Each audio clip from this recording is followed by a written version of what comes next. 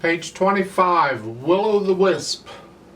It's an etude in four-arm staccato. At the top they talk about a couple kinds of accent marks. The sideways is the one you'll see most of the time. It's just an accent. Now a piano can't do a true accent. We just play the note a little louder than normal. Just a little, not a lot. The upwards arrow, caret thingy, that is a little stronger accent.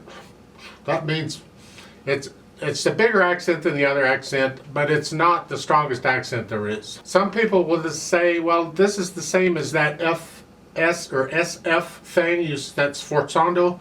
But the sforzando to me is like the biggest accent. That's bigger than these. I mean, that is a serious musical bang when you get that.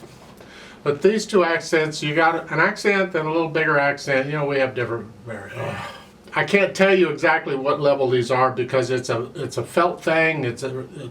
There's no set level. You just play a little louder than you're playing it. How loud were you playing to begin with? I don't know. But we'll talk about these accents in this piece.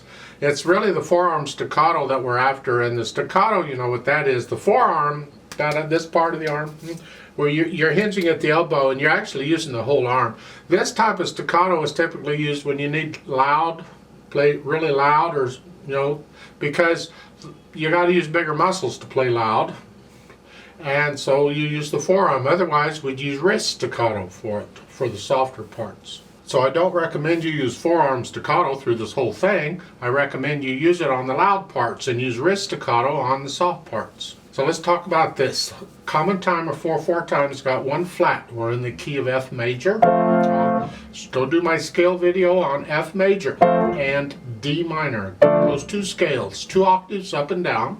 Right hand first. Let's just make sure we got the note. I don't think the rhythms are a problem. A bunch of eighth notes and quarter notes. We should be able to do that. But here, what's this fingering? I like this fingering. The beginning is 2, 3. Now, I do the staccatos later. Let's get the notes and the fingering, and that worked out first. So it's 2, 3. And then down here, 2, 3. Now it's a B flat here. And then here. And then this end, 1, 3. That's okay. Their fingering is good. So work it out through this whole thing.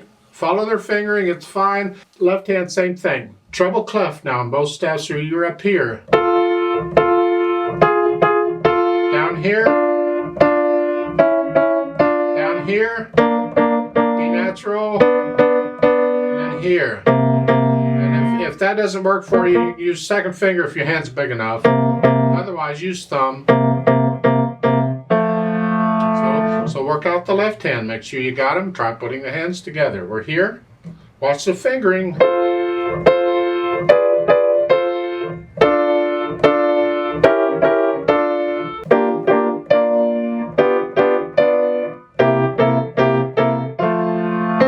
You do it again. So forth. You go through the whole thing. Make sure the hands work okay. You can take any speed you want. Nice and slow right now. Now once you have that, then you can go add the articulation, which is the staccatos and the accents and the legatos and all that stuff. So here, I recommend a wrist staccato to start with, nice and short. Now this upward arrow, that is a strong accent. So give it on. Huh? I still use wrist though. Because the accent is relative to the dynamic level you're at. So if I'm playing soft here, that accent is in relation to soft. It's not like it would be if it were loud here. That would be louder than that. So it's a soft one.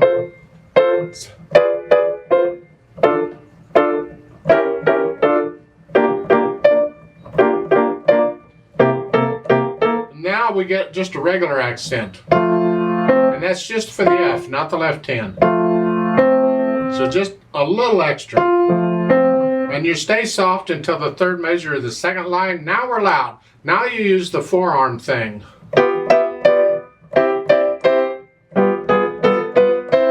Now you're very soft. We're back to just a little wrist thing. We would like to hear the top note in the right hand if you could. Now this third line, watch these accidentals. This gets tricky here. You can, if you want, use 2 on the A flat in the second measure there, the third line.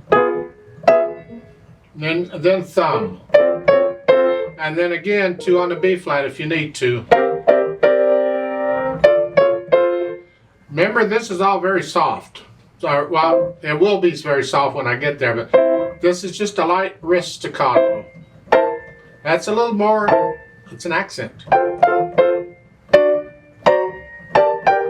And then this, again, the accent, you need to use second finger on the A flat. And then thumb.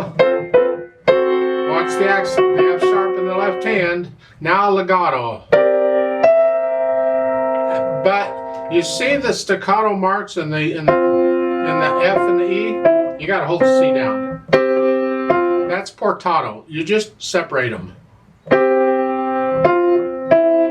So it's, I don't know why that's there. I wonder if that's an error.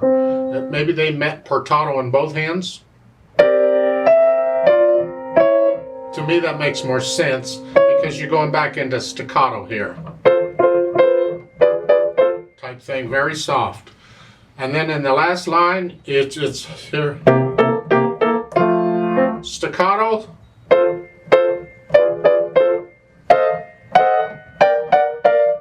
And that's an up arrow. This is a major accent.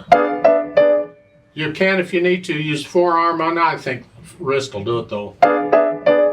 And then next, watch out. And then here, they're all accented and it's loud, but they're not staccato. But you separate them. Go ahead and separate.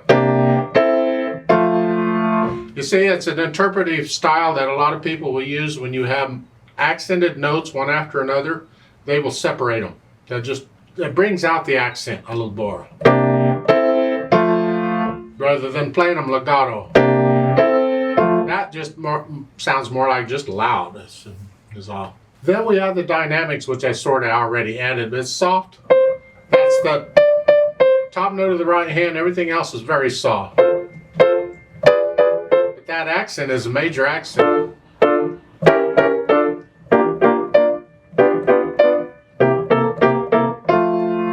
And that's an accent, but not as strong as the others. You do that until the third measure of the second line, where now you're loud. Here it's the arm, but don't lock the wrist. Let the wrist collapse a little bit. Keep the wrist fluid here. Watch the left hand. They changed notes. Now it's extremely soft. That's more like a soft. You just raise it one level.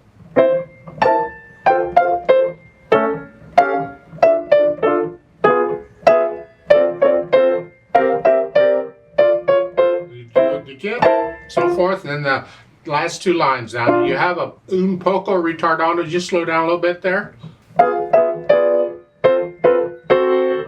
And as you slow down, the staccatos can get a little longer. You don't have to keep the staccatos short on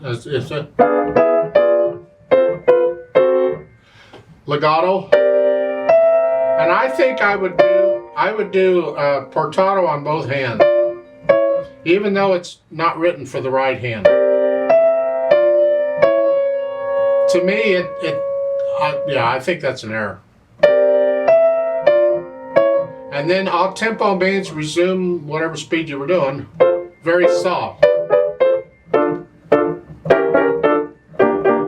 So you read the dynamics and get them in. Speed-wise, leggero is light, quick.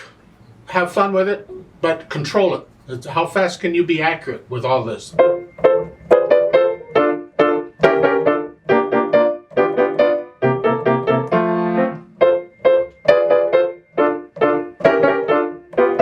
So forth, it's up to you. You have fun with it. Take your time with it.